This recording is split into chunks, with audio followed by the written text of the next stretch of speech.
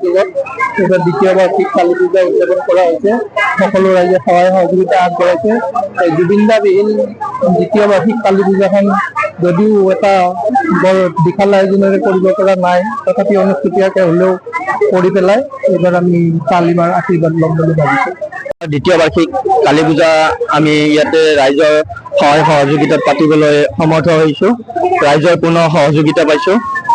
ইতিমধ্যে আইটিসকলে আজি নাম প্ৰসংগ কৰি নাম সমাপন কৰিলে আৰু কিছু সময় পিছতে আমাৰ পূজা আৰম্ভ হ'ব।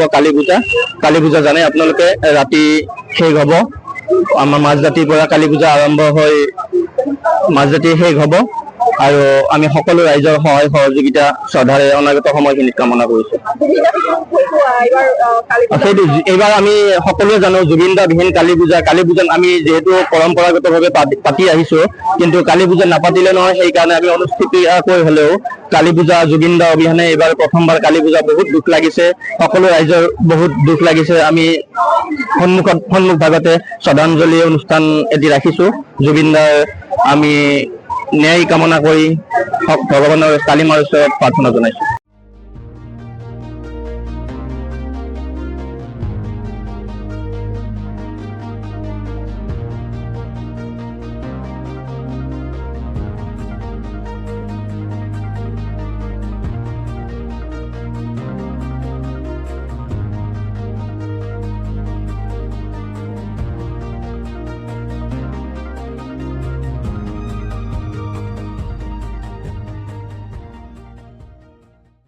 Stay informed, stay ahead.